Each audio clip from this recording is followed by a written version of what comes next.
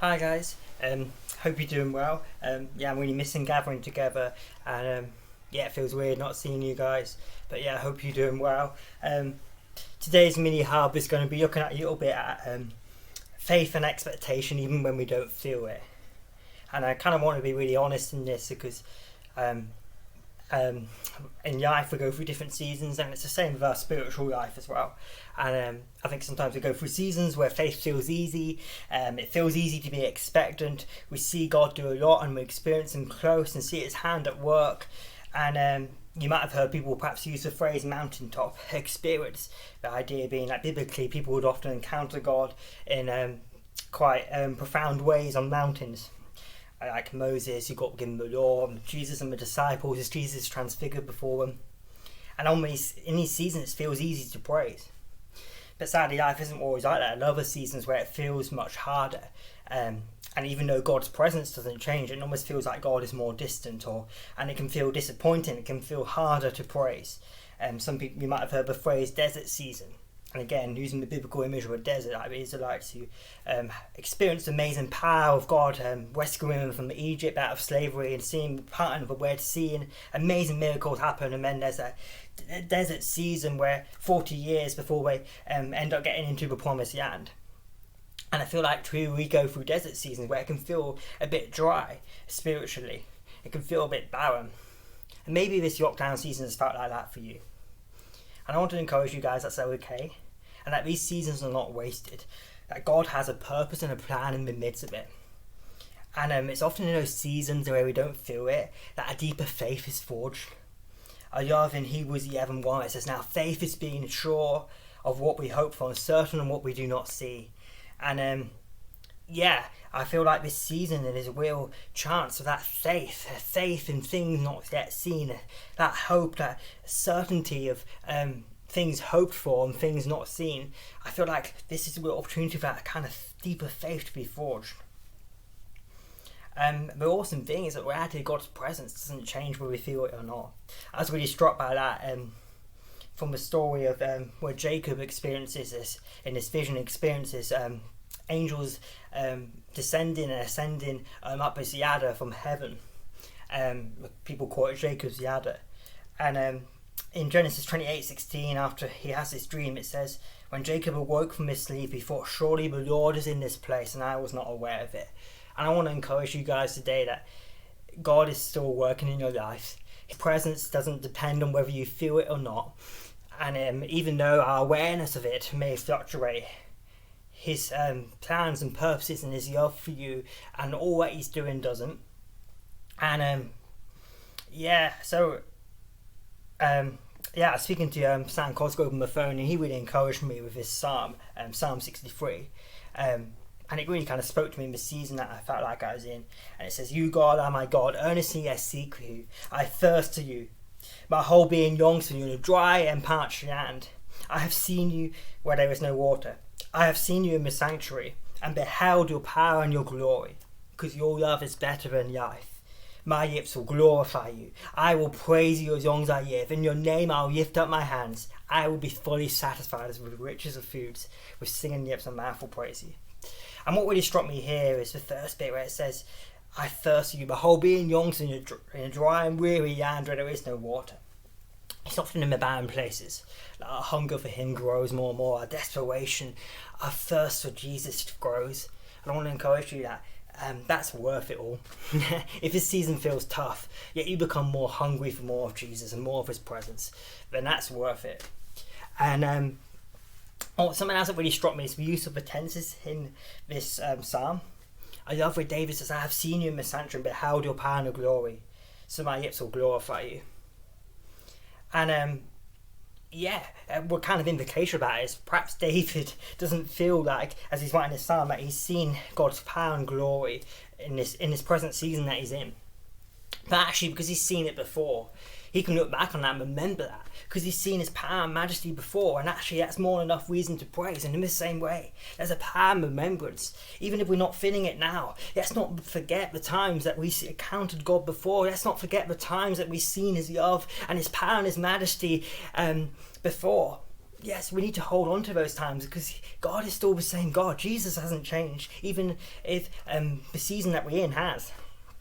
And actually, when we remember, actually that's more than enough reason to praise. And that's all that's all we need to focus on in the moment, is just praising him, whether we feel like it or not. And I love where it says, I will be fully satisfied as the riches of foods, because that's a promise we can hold on to, even if we don't feel it now, even if we don't feel very satisfied in this lockdown season. Actually, if we keep on trusting, we keep on praising, we keep on just believing in him, he will be faithful and he will satisfy. It will be worth it all. And I love in Isaiah 54, it says, sing, barren woman, you who never bore a child, burst into song, shout for joy, you who were never in labour, because more are the children of the desolate woman than of her who has a husband, says the Lord. And yards replace your tent, stretch your tent curtains wide, do not hold back, lengthen your cords, strengthen your stakes. And I guess the encouragement I probably got from this is that even though it may feel barren, actually that doesn't have to rob our song. Actually, that doesn't have to rob our joy. Because we have a song of a faithful God who works even in the barren season, that does miracles even when it feels hopeless. I love it. It says, more of the children of a desolate woman when of her who has a husband. Even if it doesn't make sense logically. How does it make sense that you can have children without going to labour? It doesn't. But with God, he does the impossible. Actually, we can still be expectant even when it's barren. We can still sing of his character, of his faithfulness, because Jesus never changes. And because of that, we can live in the expectation. We can enlarge the place of our tent. We don't have to hold back. We can strengthen our stakes. We can be expectant that Jesus is still working, even if we don't feel it. And that's kind of what I wanted to look at in the rest of this mini harvest. I kind of been really struck by how sometimes when it feels like God is doing the yeast, that's sometimes when he's doing the most. And I was really struck by his whole idea in the Easter story. I don't know about you, but it felt much more poignant this year than ever before. And what really struck me is that Saturday after Jesus has died, and in between that kind of Saturday before the resurrection happens, there's people call it Holy Saturday or Silent Saturday, but it's this time when the disciples are confused and heartbroken, and it feels like all they had dreamed for, all they had hoped for, and Jesus had been robbed. And it felt like it could be so easy for them to think, it's over. And it felt like God was silent, it felt like God was distant. But actually that was a time when God was doing the most. Behind the scenes, it was only a matter of time before the greatest miracle of all history happened, the death of death itself, as Jesus rose from the grave, a victory and triumph over darkness that stands undefeated today. And I want to encourage us that just because we can't see it doesn't mean that Jesus has stopped working. And I want to look at some of the ways that God has encouraged me with that in this season from the Bible. And but also I don't want to deny how painful this season can be, and I know that for many of us this can be really disappointing, and this season can be full of heartbreak. I just really believe that Jesus' heart breaks with you, and that if this season has been really disappointing for you, I want to encourage you that Jesus gets it more than anybody else. My heart really goes out to all of you who are meant to be graduating. It feels like that dream of what finishing could look like has been robbed from you. My heart really breaks for those of you who may have lost loved ones in this time. My heart really breaks for those of you who have friends and family that have lost jobs at this time. And I don't know about you, but I absolutely love the story of Lazarus in John's Gospel, because it's so real and honest. And we can read about it in John 11, but basically this good friend of Jesus called Lazarus, he dies suddenly. And then Jesus arrives 4 days later after he's died. And Lazarus' sisters, Mary and Martha, can't help but feel disappointed when it felt like they needed Jesus most, that he hadn't been there. But the cool thing is that the story doesn't end there. Spoiler alert, sorry you haven't read it before, but basically Jesus rises Lazarus from the dead. Because the thing is, Jesus, he's never too late. He often doesn't arrive early either, but he's always right on time. But the thing that really astounds me is that even though Jesus knows full well what is going on, what he's about to do, he's about to rise Lazarus from the dead, he takes time to weep with Mary and Martha, to mourn with them and share in their pain and the heartbreak with them. The shortest verse in the Bible, but perhaps one of the most profound. Jesus wept. It's astounding because God of the universe, his heart breaks with us. He stands with us in our pain. He willingly steps into it and shares with it. He's not immune from it. And sometimes it's there in the deepest pain, disappointment, we get the deepest revelation of his love. And it can be so easy to numb the pain, but sometimes it's coming to terms with the death of dreams that we can see an even greater resurrection. I love this dialogue between Jesus and Martha in John 11 verse 25. Jesus says, "Your brother will rise again." Martha answered, "I know he'll rise again in the resurrection on the last day." Then Jesus said to her, "I am the resurrection and the life." I don't know about you, but so often I can easily believe reality and hope of heaven and resurrection as some distant promise. But I can forget that heaven and resurrection can break in now. Because Jesus doesn't just do resurrection, but he is resurrection, and he is present now. And sometimes it's my biggest disappointment that the biggest appointments happen. And I was kind of, God kind of started to really speak to me. Basically, I was on the phone to a good mate of mine, Adrian, and he was on a walk, and in the middle of this walk, he walked through a graveyard, and then he was telling me on the phone, like, "Oh, it's crazy because there's like goats and alpacas just roaming around this graveyard." I was like, "Whoa, like that's shocking, that's surprising, like you wouldn't expect that." And I was like, "Mate, you're gonna have to send me photos." And he sent me some photos through, and yeah, literally there's just these alpacas and goats just roaming around these gravestones and in the midst of this graveyard. And it's funny because God kind of started to really speak to me and encourage me through it. That just as I found that really surprising and unconventional, in the same way, how often it surprises us for there to be life in the midst of death, for there to be joy in the midst of mourning, dancing in the midst of weeping, beauty where there was ashes, renewal where there was destruction, how those things can often surprise us. And it can be so easy to settle for the graveyard, so much that it almost becomes normal, and we can't imagine anything different. But I felt like God was encouraging me that actually we don't have to settle for that. That actually it can actually be life in the midst of those most unlikely places. And even though it seems ludicrous, and I think God wants to redefine what our normal is and bring us into a new normal. He wants us to reimagine the graveyard and see what it can become, where his kingdom breaks in, where actually the graveyards can become playgrounds of life and joy, because that's what Jesus does. And as it happens, it may seem unexpected and a bit messy and a bit disorganized and a bit out of place, but actually resurrection was never meant to be neat and tidy. And I'm just reminded how in the parable of the weeds that Jesus tells, the servants ask whether we should pull up the weeds or not, and the farmer says no, because while you're pulling up the weeds, you may root up the weeds with them, yet both grow together until the harvest. How actually sometimes resurrection happens in the midst of death, of disappointment. Sometimes the greatest things happen in the midst of the hardest things. Sometimes life happens in the midst of the graveyard, and that's what Jesus does. And we may not see it now, but something I've been struck by recently is sometimes we have to hear it before we see it. In fact, Paul says in Romans 10 verse 17, faith comes by hearing. And one of my other favourite Bible stories, sorry I'm jumping around everywhere like a kangaroo in the Bible, but I love it here, is in Ezekiel 37, and it's the valley of dry bones, and basically there's this whole valley of bones that are really dry, and Ezekiel's walking in the middle of them, and it looks pretty overwhelming. There's a whole lot of death and dryness, and maybe that's how we feel in the moment in the midst of this pandemic. But God asks Ezekiel, can these bones live?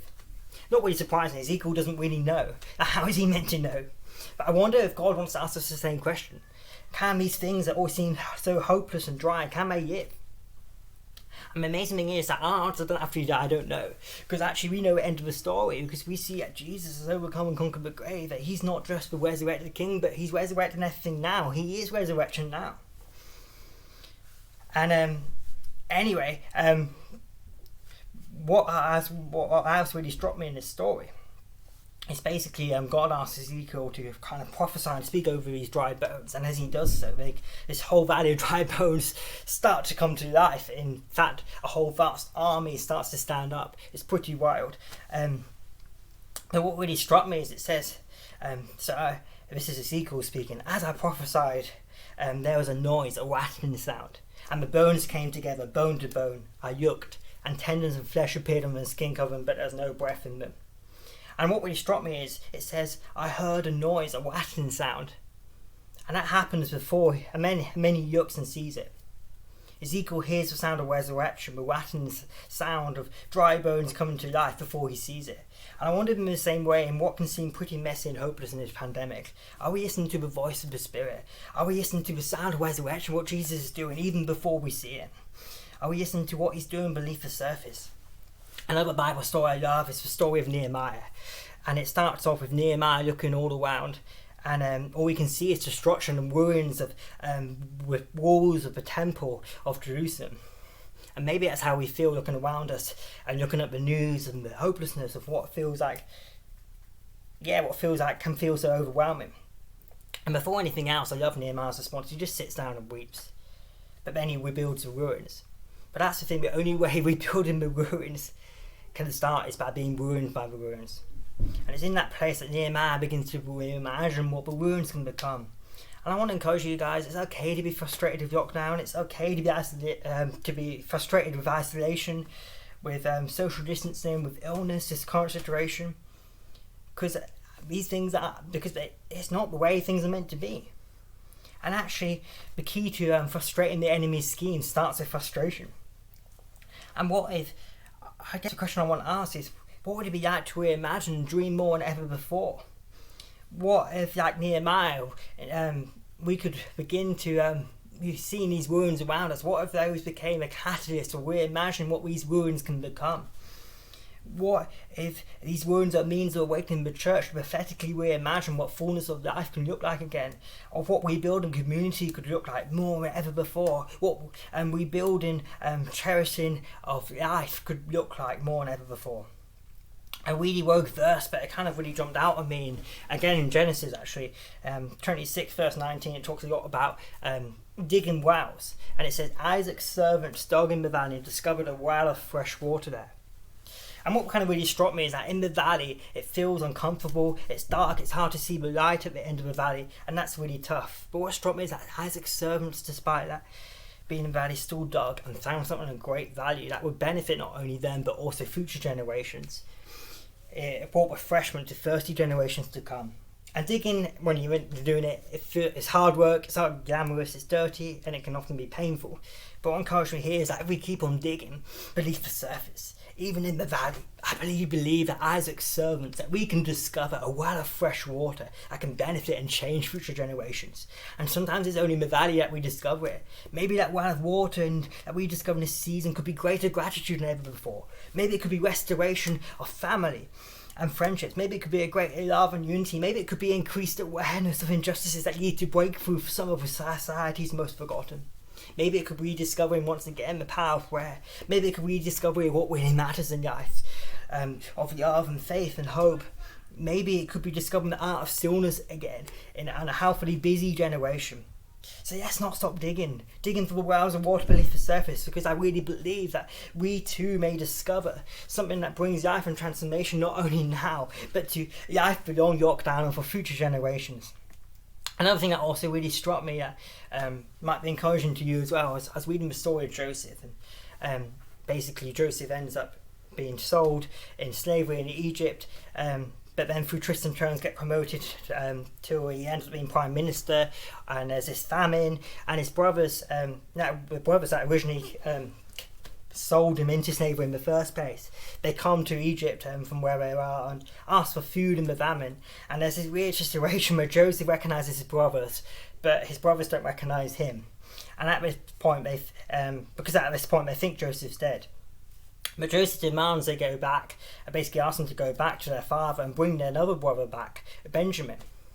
And their father Jacob at this point is pretty reluctant to relinquish control of Benjamin, because especially after thinking he's lost Joseph. But eventually realising the desperation of the situation, that basically he's going to have to send Benjamin back if they're going to have any hope of getting food, he does let Benjamin go back to Egypt, which then leads to the discovery that Joseph is still alive. Something that Jacob could never even have imagined or dreamed in his wildest dreams.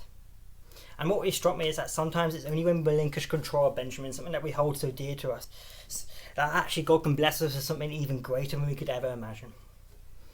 I feel like in a season there's a lot of stripping away, but what if there we discover something even greater, an even greater blessing? Personally, I feel like God is teaching me again to rejoice in the simplicity of relationship with Him. So often dumb, it's so easy just to rejoice in the stuff I saw God do on the streets and in church, and I may the joy in like corporate worship and prayer, but I felt like that in this season that Jesus has been teaching me just to rejoice in His salvation again, just to rejoice, and I get to be a friend of Him. And it kind of really reminds me of that verse in Luke 10 verse 20. It says, "Nevertheless, do not rejoice that the spirits submit to you, but rejoice that your names are written in heaven." Yeah, what if in this season, like when we feel that things are being stripped away that without them, what if we discover something even greater and even greater joy?